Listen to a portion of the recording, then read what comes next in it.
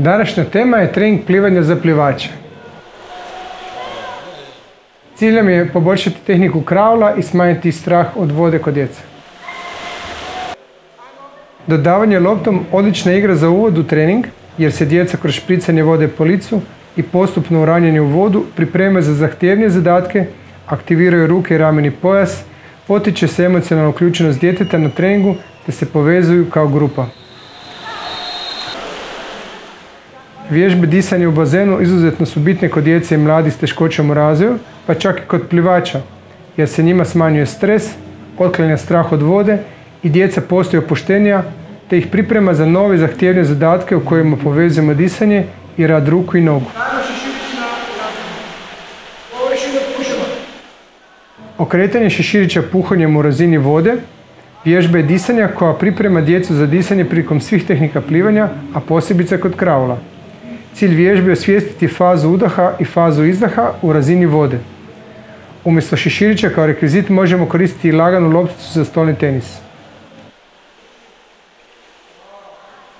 Za izravnjanje koluta sa dna plitkog bazena potrebno je već naprednije znanje ronjenja, sigurnost i snalaženje djeteta u vodi.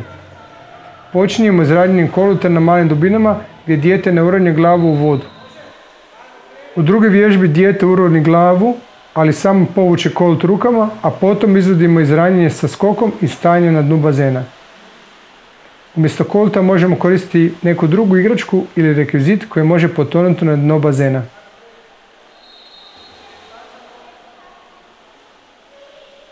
U glavnom dijelu treninga koristimo metodičke vježbe kojima želimo poboljšati kraul tehniku kod djece, jer takve vježbe stavljaju fokus na učenje pojedinog dijela pokreta, koje kod djece želimo poboljšati kako bi što pravilnije plivali kraul tehniku.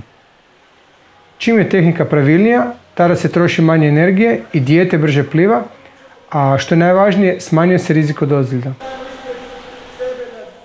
Rad nogu sa držanjem plutače ispred tijela objema rukama odlična je vježba za savladavanje pravilnog rada nogu u kraul tehnici.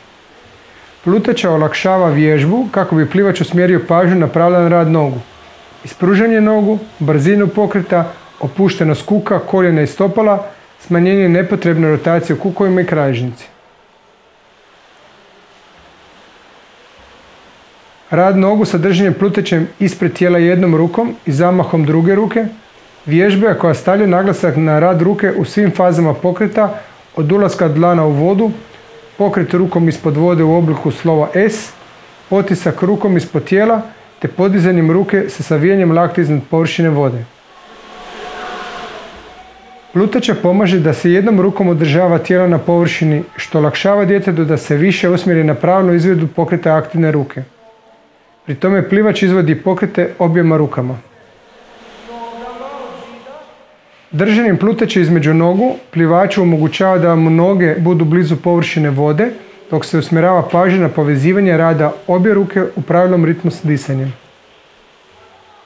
Rad obje ruke i noge bez plutače je povezivanje svih ovih metodičkih vježbi u jednu cjelinu, odnosno u kraul tehniku.